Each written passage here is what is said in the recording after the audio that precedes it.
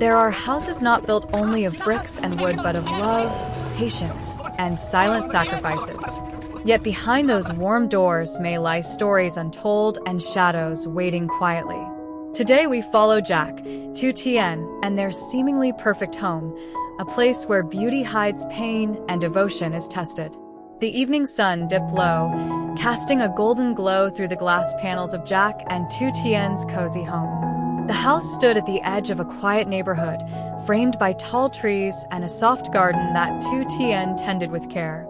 From the outside, everything appeared perfect.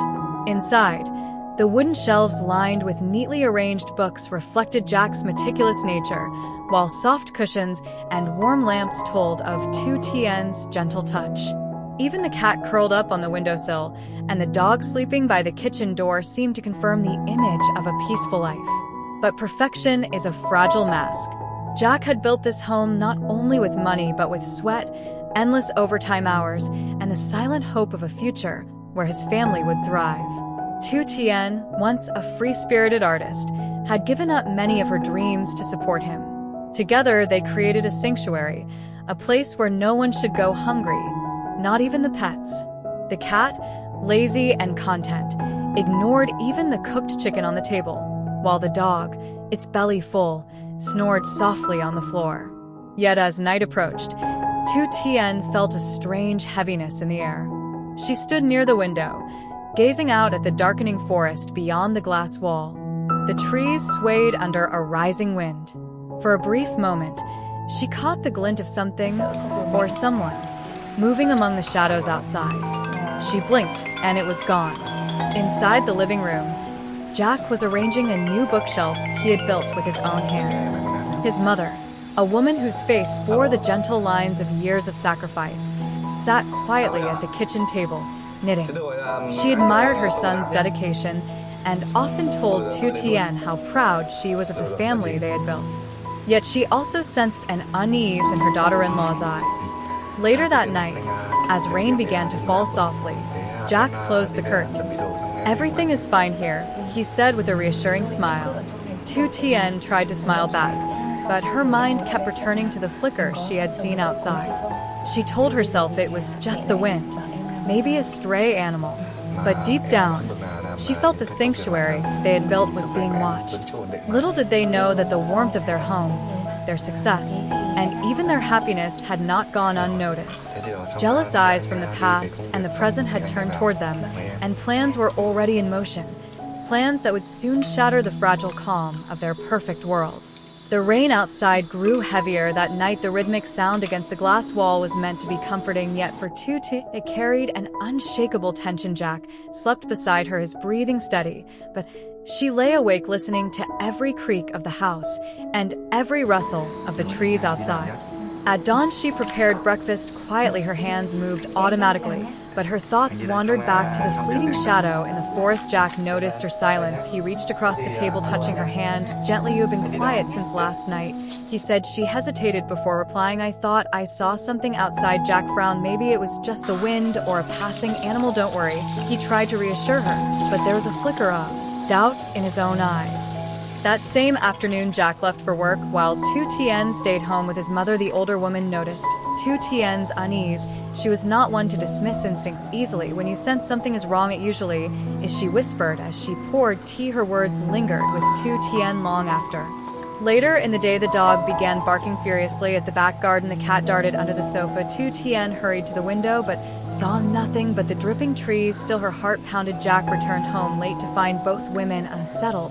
He checked the locks twice that night and assured them again their home was safe. But in truth, he could not shake the feeling that someone had been near. Days passed, yet the unease only grew. Subtle signs began to appear. The gate left slightly ajar, though Jack was certain he had locked it. Scratches on the wooden fence, footprints near the back door. After the rain, Tu Tien felt watched as she watered the garden, and even Jack admitted the atmosphere had changed. Their home still looked perfect from the outside, but inside a sense of intrusion gnawed at them. One evening, Jack found a torn piece of cloth snagged on the fence. It was dark, rough fabric, not belonging to anyone in the house. He held it in his hand for a long moment, and then, without a word, slipped it into his pocket. His mind raced. Someone had been close, much too close. That night he made a decision. he would not tell Tu Tien immediately. Instead, he contacted an old friend, a police officer he trusted. Together they would begin to quietly observe, to watch the shadows before the shadows grew into something worse. Jack and his friend Officer Min began their quiet investigation without alerting Tu Tien or his mother. They set up small measures, a discreet camera hidden near the back garden, a note of every unfamiliar vehicle that passed the street. They were not paranoid now, but prepared. The first evidence came sooner than expected. Just past midnight, the small camera captured two figures near the fence, their faces obscured by masks, their movements cautious. They did not attempt to break in, but lingered too long studying the house before vanishing into the forest. Jack watched the footage with clenched fists. "They are scouting," he muttered.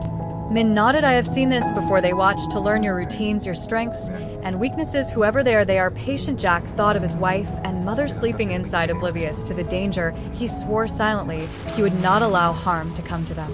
Over the next week, the pattern repeated. The shadows returned, always at night, always silent. Their presence was undeniable and deliberate. Min traced the footprints found near the property. They led back toward the main road where motorcycle tracks waited. This was not the work of chance thieves, but men with intent. Jack began to remember old acquaintances, friends turned rivals, men who had envied his success and mocked his devotion to family. He wondered if jealousy had festered into something darker. Tu Tien, too, had admirers from the past, men who never accepted that she chose Jack. Could one of them be fueling this unseen threat? One rainy evening, Tu Tien confronted Jack. She had noticed his late-night whispers with Min, his tension and sleepless eyes. "You are hiding something," she said. Jack could not deny it any longer. He showed her the footage. Her hands trembled as she pressed them to her mouth. "They are watching," she whispered. But even in fear there was resolve. Tu Tien lifted her chin and said, "Then we will not be easy prey. We will fight this together." Jack embraced her, and in that moment he knew the love in their home was stronger than the shadows outside. The confrontation came sooner than expected on a stormy night. As thunder rolled across the sky, the sound of motorcycles cut through the rain. Jack and Min were ready. Their cameras had confirmed the Watcher's return, and this time they came closer, braver. Two masked men approached the back door, while another waited on the bike. Jack motioned to Min, "Stay low." They burst out from the shadows, catching the intruders by surprise. A struggle followed, rain pouring down as fists and shouts echoed through the garden. Jack fought with raw desperation, every blow fueled by the thought of Tu Tien and his mother. Inside, Min moved with practiced precision, quickly subduing one of the men. The other tried to flee, but slipped in the mud. Jack caught him, dragging off his mask. The face revealed was not a stranger, but a man Jack once knew, an old business rival whose jealousy had long simmered. The truth hit harder than any blow. It was envy of his success, his home, his wife, that had driven this man to violence. The third man on the motorcycle sped away, vanishing into the storm. But one truth was now clear: this was no random act. Their happiness had become a target of resentment and greed. In the aftermath, Tu Tien held Jack tightly, her tears mixed with the rain on his face. "You see," she whispered, "I was right to feel the shadows." Jack nodded silently. He knew the fight was not over. The man who escaped would not forget, and envy rarely died quietly. But he also knew one thing with certainty: whatever came next, they would face it together. Their home no longer seemed fragile. It was not merely wood and stone, but a fortress built on love, sacrifice, and unshakable devotion. And as dawn broke through the storm clouds, casting light across the soaked garden, Jack, Tu Tien, and his mother stood together, stronger than before.